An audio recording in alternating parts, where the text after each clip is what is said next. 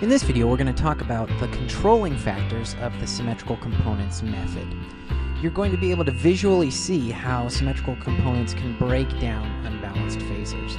And I'm drawing here the very common balanced Y source leading into the balanced phasor conditions that demonstrates simple voltage in this particular system.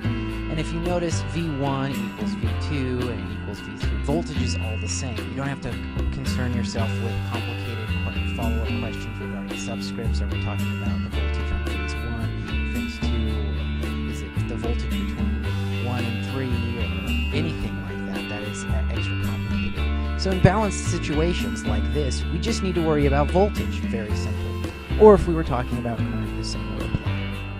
Now in unbalanced situations, this is no longer the case. You start to have to concern yourself with, are you talking about the voltage or current in phase 1 or phase 2? Is it the voltage between phase 1 and 3? Or how do we have to consider the individual voltage in a given unbalanced phase? And so instead of just talking about P equals VI and the V and the I being one thing, we've now got escalated it to being 6 different things. Is it the voltage for 1 of 3 phases? Is it the current for 1 of 3 phases? Which of those are we talking about?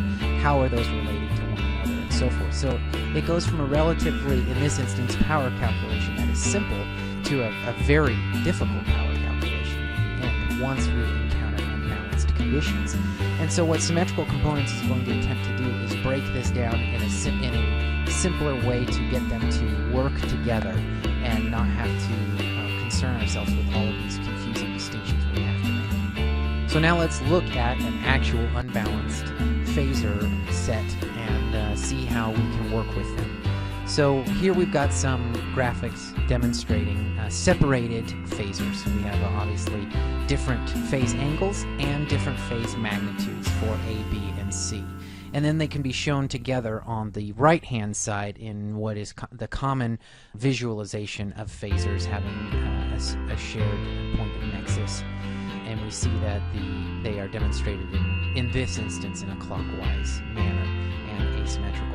So these could represent voltage, these could represent current, these could represent any number of factors that we are concerned with in analyzing the circuit. But one thing you need to understand is they're not balanced. So we can't just say, for instance, if these represented voltage, that the voltage for this is one thing. We have 3 different voltages based upon the phases. So then what do? We need to get them broken down into component parts, and by them I mean these phasors need to be broken down into component phasors that do correspond to one another, that have some sort of commonality that allow them to interact with one another. And symmetrical components requires these to be broken into 3 parts. So what they're going to be is 3 essentially phase sequences. So for the A phasor, we're going to have 3 phasors to make up 1. For the B phasors, 3, and for the C phase, 3. And they are going to be represented then in positive, negative, and 0 sequence. These phase sequences can be demonstrated here below as I scroll down. So here are the symmetrical component vectors. Now what we're talking about is these are the component vectors that make up each of the individual phasors. So we see an A positive here, and A negative, and an A 0. What we mean by that is these are the 3 phasors that are the components for the unbalanced A phasor, and they are represented in their various phase sequences. So that A phasor breaks down into these 3 A phasors. This is from the A in the positive sequence, this is the A in the negative sequence, and this is the A in the 0 sequence. Now we don't arrive at these various 3 phases just by trial and error or by some magical, mystical process. There's actually some math that goes into it, and we're going to get into the math a little bit later. Let's talk about the controlling factors of how we arrive at these 3 phases. We talked before in our previous video about symmetry. So we see in the positive A phasor and the whole positive phase sequence that they are in symmetrical relation to one another, meaning all phasors share the same magnitude, and they also share a symmetrical phase angle difference. And what I mean by that is they're all 120 degrees separated from one another. Now these are controlling factors, and what I mean by that is this. You cannot have a positive sequence that has any of the phasors more or less than 120 degrees. And you cannot have a positive phasor in this sequence be greater or less than in magnitude to the other two. And the same is the case with the negative sequence. We see that we have symmetry being a controlling factor, both in phase shift and in phase magnitude. Now as we go over to the zero sequence, we see no rotation. This is why this method is not called maybe something like matching components or exact corresponding components or what have you.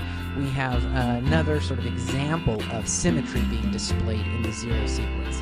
And what I mean by that is this. They share the same magnitude and they have no rotation one to the other. So it's a sort of symmetry. It's a different symmetry than the other two phase sequences had, but there is still some symmetrical concept in play. So we need to break down one phasor into these three component phasors as we've discussed. And you don't do that, like we've said, in some magical way. There's matrix math in play behind all of this. And the matrix math is meant to correspond to these particular controlling elements. Phase angle, magnitude, and that there are three distinct phasors for one unbalanced phase in above unbalanced system. So what do we do with these phasors in these particular phase sequences once we've got them to this point? Well, we can put them together in the standard head-to-tail vector addition and see what occurs here. We've got the A phasor from the positive sequence, the A phasor from the negative sequence, and the A phasor from the zero sequence. And you can see scrolled up here. So we've not done anything, but we've pulled these sequences apart and used the A's together, the B's together, and the C's together in head-to-tail fashion here. As labeled at the bottom, A goes together, B goes together, C goes together. Now it's fascinating. What we see is what we can start to anticipate as differing resultant vectors from these being added together. Now it's fascinating because we've got what seems to be matching symmetrical phasors when they are in their positive, negative, and zero sequence. But once we've broken them up and then added them together, we get different resultant phasors. So what we've done, in a sense, a good way that you might want to think about this is it's like we've got three different fractions and we found kind of a common denominator, if you will. It's not absolutely, it's just kind of a way that you can think about it. We've got these common denominators that allow us now to add the positive sequences together, the negative sequences, and the zero sequences together in a concise and understandable way. But in the end, once they come together, they still form unbalanced phasors. So we have balanced phasors in these sequences shown, but in the end they equal out to the resultant phasor, which is unbalanced. And we're going to show that right here as we scroll down. We're going to see the original phasors with the symmetrical component vectors shown next to them. So the black arrow here is the original unbalanced for the three, and we see how they can all add together. It's pretty fascinating and interesting, really, when you look at that, how symmetrical, how common the component phasors are, and how uncommon and asymmetrical the resultant phasors are in this case. Now you can also see, if you start to use sort of mathematical intuition, that when we work on the algebra upcoming, the matrix math that's going to come, we see that our controlling factors, 120-degree phase angle distribution between the positive and negative sequence, the required matching of magnitudes, the zero phase difference between the zero sequence, and so forth, are going to create sort of variables. So you can't just change one A phasor of the positive and not change the B phasor of the positive, and so forth. So these are all variables that are contingent upon one another, and like we've said, are contingent upon the controlling ideas of symmetry and three-part components for one phasor in an unbalanced system.